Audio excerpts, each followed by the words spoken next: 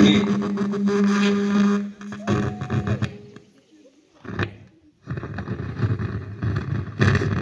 విచ్చేసినటువంటి గ్రామ పెద్దలు, మన సర్పంచ్ గారికి, అమ్మ ఆదర్శ పాఠ చైర్మన్ గారికి, కొండన్న గారికి, నరసింహన్న గారికి, బాలన్న గారికి, వెంకటన్న గారికి, సీనన్న గారికి, వార్డు సభ్యులందరికీ 80వ స్వాతంత్ర దినోత్సవ శుభాకాంక్షలు తెలియజేసుకుంటూ, మన సాల్విడి గ్రామం, నేను 2013 నుంచి ఈ పాఠశాలలో పనిచేస్తున్నా. అప్పటి నుంచి ఇప్పటి వరకు కూడా సాల్విడి గ్రామ పెద్దలు ఎవరుండని, అధికారం కానీ ప్రతిపక్ష అంటే రాజకీయాలకు అతీతంగా పాఠశాల విషయంలో మాత్రము ఒకటే షంటిమి నుండి ప్రతి కార్యక్రమానికి సహకరిస్తున్నందుకు ఎప్పుడైనా ఈ సాల్విడి గ్రామంలో ఉన్న ప్రజాప్రతినిధులందరికీ పేరు పేరున మా పాఠశాల విద్యార్థుల తరపున, ఉపాధ్యాయుల తరపునటువంటి ప్రత్యేకతమైనటువంటి ధన్యవాదాలు తెలియజేస్తున్నాం. ఎందుకంటే ఎక్కడ ఉండదు ఇట్లాంటి కోఆపరేషన్ కానీ, ఇట్లాంటి సహకారం కానీ. ఒకసారి గట్టిగా మన ప్రజాప్రతినిధులందరికీ ఈ సందర్భంగా ప్రత్యేకమైన ధన్యవాదాలు తెలియజేసుకుంటున్నాం.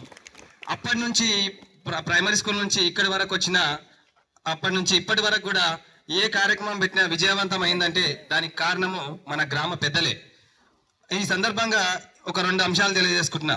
2015 సంవత్సరంలో పాఠశాల ప్రైమరీ నుంచి ఇక్కడికి వచ్చినప్పుడు ఎలాంటి ఫెసిలిటీస్ లేవు, ఇట్లా కాంపౌండ్ లేదు, తర్వాత ఇట్లా అని లేదు. ఈ కాంపౌండ్ వాళ్ళ విషయంలోనూ మన మనంసారి ఒక చొరవను ఈ సందర్భంగా తప్పకుండా మనం గుర్తు చేసుకోవాలి. 2015లో ఉమ్మడి ఇప్పుడు విడిపోయిన గండీడు, మహమ్మదాబాద్ మండలాలు కూడా మనకే ఉండే. పరిగి కాన్స్టిట్యున్సీ లెవెల్లో టోర్నమెంట్ పెట్టుకున్నామని మన పెద్దల్ని మొదటగా నరసింహనని, కొండనని, అప్పుడు సర్పంచ్గా కొండన్న గారి భార్య ఉన్న సందర్భంలో అడిగితే, ఈ సాల్విడికి టోర్నమెంట్ ఇవ్వాలన్నా ఈ అడవిలో ఉందంటే ఆ కింద ఉన్న గ్రౌండ్ లో నిర్వహించి చూపిస్తామని అందరూ, ఇప్పుడు వెళ్ళిన నరసింహన్న, కొండన్న, హనుమంతన్న కూడా కత్తి పట్టుకొని వచ్చి ఆ చెట్లు సాగు చేసి ఇదంతా చేసిండు. అంటే ఇదంతా ఎందుకు చెప్తున్నా అంటే 2015లోనే మనం ఒక ఈవెంట్ నిర్వహించుకున్నాం. ఆ తర్వాత 2018లో మన పాఠశాల లోపల స్ట్రెంత్ 210 మంది విద్యార్థులు ఉన్నారు. 210 మంది ఉన్నప్పుడు 1000 మందిని ఇక్కడికి నిర్వహించి రాత్రి 7 అయినా గ్రామస్తులను అందరినీ పెట్టుకొని మనం 2018లో ఘనంగా వాలీబాల్ స్వయం ప్రకాశ్ సార్ హెచ్ఎంగా ఉన్న సమయంలో 2018లో ఒక మంచి టోర్నమెంట్ నిర్వహించుకున్నాం. అయితే ఎందుకు చెప్తున్నా అంటే ప్రపంచం కానీ, దేశం కానీ, గ్రామం కానీ 2 సందర్భాల్లో ఒక యూనిట్కి వస్తారు. ఒకటి యుద్ధం జరుగుతున్నప్పుడు, రెండోది ఆటలు జరుగుతున్నప్పుడు. మొన్న ఒలింపిక్స్ జరుగుతున్నాయి, యావత్ ప్రపంచం అంతా ఎదురు చూస్తుంది ఎవరికి ఎన్ని మెడల్స్ వస్తాయని.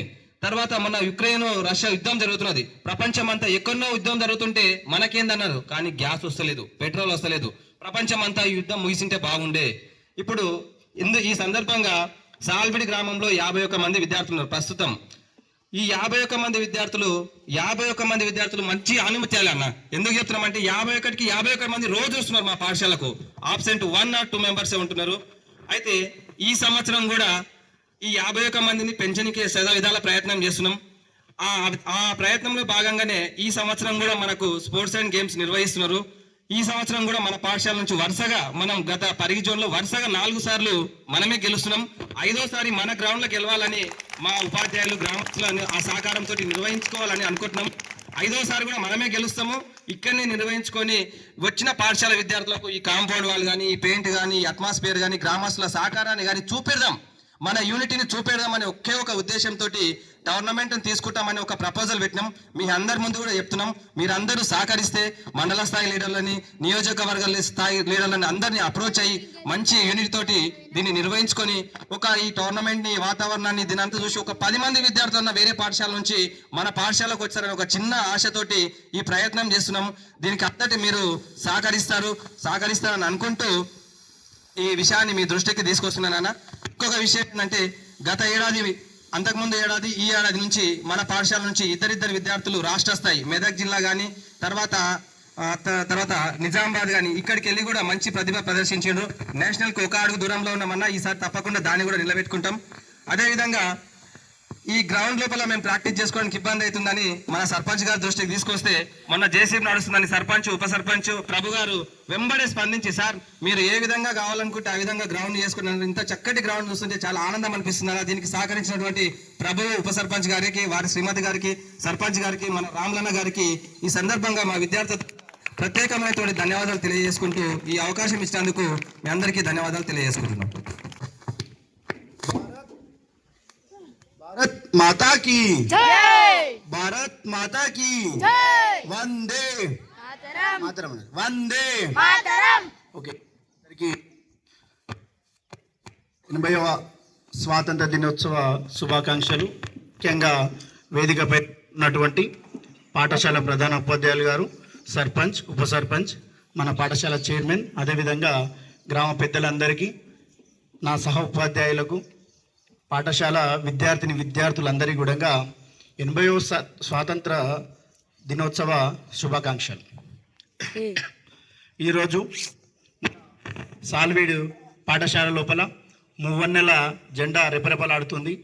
దీనికి కారణం ఎంతోమంది ప్రాణత్యాగాల ఫలితంగా ఈరోజు మనం ఈ కార్యక్రమాన్ని నిర్వహించుకోవడం అనేది జరుగుతున్నది.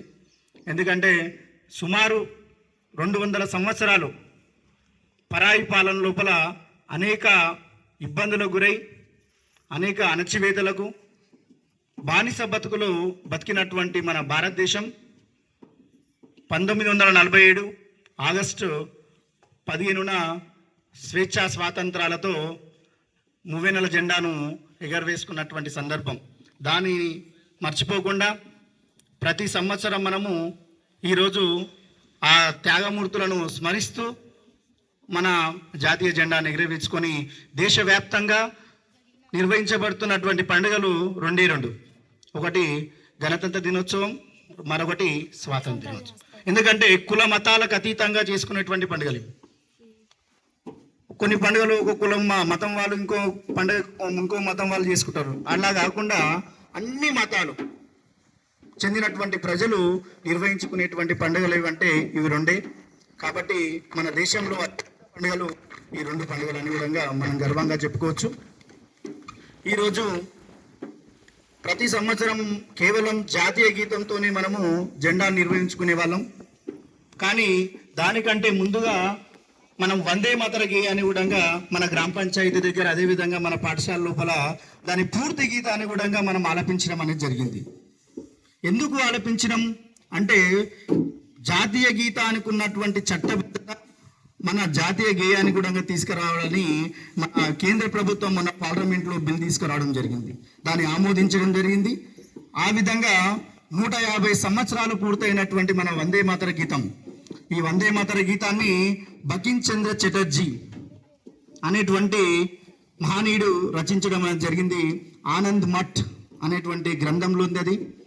అసలు ఎందుకు వందే మాత, ఎప్పుడంటే 1875 సంవత్సరం లోపల వందే మాతర గీతాన్ని ఆయన రాయడం జరిగింది.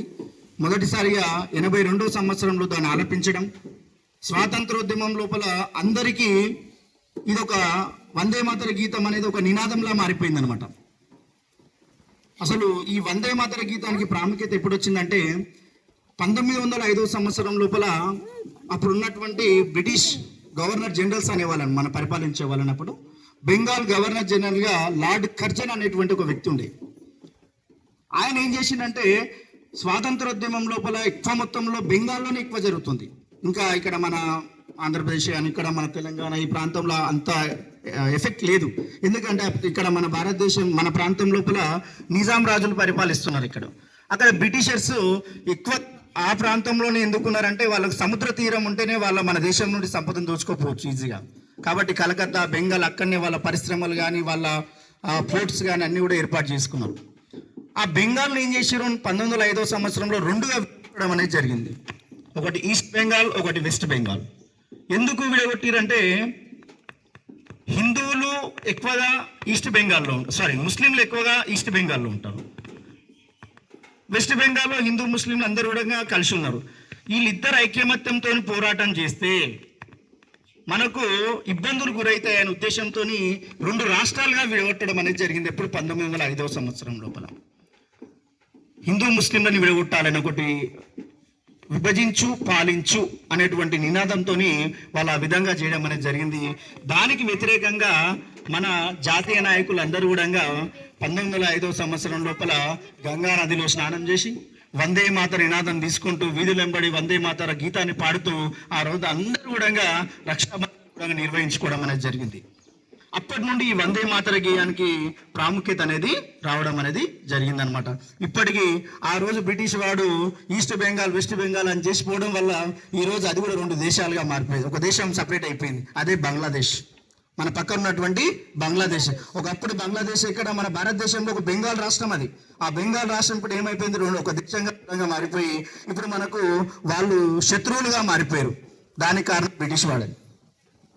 తర్వాత భారత స్వాతంత్రోద్యమం దేశవ్యాప్తంగా పాకిస్తాన్ అంతా కలిసి ఉన్న సందర్భం లోపల మళ్ళీ దీన్ని విభజించాలి భారతదేశాన్ని అనే ఉద్దేశంతో ఈ రెండు దేశాలు విడగొట్టిపోయిండు, అదే పాకిస్తాన్ భారతదేశం. ఇట్లా విభజిస్తే ఏమవుతుంది, ఐక్య యూనిటీ అనేది లేకపోతేనే మనం ఈజీగా వాళ్ళని రూల్ చేయొచ్చు అనేటువంటి ఆలోచన బ్రిటిష్ వాళ్ళది. ఆయన నెగ్గిండు, మనం విడిపోయినాం. ఇప్పటికీ అటు పాకిస్తాన్ నుండి ఇక్కడ బంగ్లాదేశ్ నుండి అనేకమైనటువంటి సమస్యలు అనేది మనం ఇప్పుడు ఎదుర్కొంటూనే ఉన్నాం. అక్రమ చొరబాటుదారులు బంగ్లాదేశ్ నుండి వస్తున్నారు. అనేక విధ్వంసాలు కూడా మన దేశంలో చేయడం అనేది జరుగుతున్నది. ఇట్లాంటి వాటికి మన కారణం ఏంటంటే మన మధ్యలో ఐక్యమత్యం లేకపోవడం. అసలు బ్రిటిష్ వాడు మన భారతదేశానికి అసలు రానేకనే ఉండే. మన అప్పుడు ఉన్నటువంటి పరిపాలిస్తున్నటువంటి రాజుల యొక్క అనైక్యత, ఎవరి దగ్గర యూనిటీ లేదు. బ్రిటిష్ వాడు మాకు సాయం చేయి, ఆ రాజు మీద దండెత్తుదాం, ఆయన నోడగొడదాం, నీకు కొద్దిగా ప్రాంతం ఇస్తా, నీకు బహుమానాలు ఇస్తా. ఈ విధంగా మనమే ఆహ్వానించడం వాళ్ళని. ఆహ్వానించి ఈ విధంగా యూనిటీ లేకపోవడం వల్ల మన భారతదేశం ముక్కలు ముక్కలుగా మరి ఈరోజు ఇంత ఇబ్బందులకు గురవుతున్నది. 80 వసంతాలు పూర్తి చేసుకున్నప్పటికీ కూడా అభివృద్ధి చెందింది అంటున్నాం. కొన్ని రంగాల్లో అభివృద్ధి చెందినప్పటికీ కూడా ఇంకా పేదరికం అలాగే ఉంది, నిరుద్యోగం అలాగే ఉంది, ఇంకా కులమత ఘర్షణలు జరుగుతూనే ఉన్నాయి, ఇంకా అనేక కులాలు మతాలుగా విడిపోయి ఇంకా కొట్టుకుంటూనే ఉన్నాం మన భారతదేశం లోపల. ఇది మారాల్సినటువంటి పరిస్థితి ఉంది. దీనికి మారాలంటే ఎవరు? మనమందరమే ఐక్యమత్యంగా ఉండాలి. మనం ఓన్లీ జెండా వందనం రోజు మాత్రమే జాతీయ గీతం పాడుకున్నాం, జెండాకు నమస్కరించడం అయిపోయింది, పండుగ అయిపోయింది, స్వీట్లు తిన్నాం, వెళ్ళిపోయినాం, అది కాదు. మనం యూనిటీతో నుండి మన గ్రామాన్ని కానీ మన దేశాన్ని అభివృద్ధి పదంలో తీసుకెళ్ళడానికి అందరూ ముందుకు వచ్చినప్పుడే మన దేశం అనేది అభివృద్ధి పదంలోకి వెళ్ళే అవకాశం ఉంది. సార్ చాలా మాట్లాడాలి కానీ పెద్దలందరూ టైం అవుతుంది, పిల్లలు కూడా ఎండకు ఇబ్బందులు పడతారని ఈ అవకాశం ఇచ్చినటువంటి ప్రధానోపాధ్యాయులు గారికి, గ్రామ పెద్దలందరికీ కూడా నమస్కరిస్తూ థ్యాంక్ యూ సార్. జై భారత్.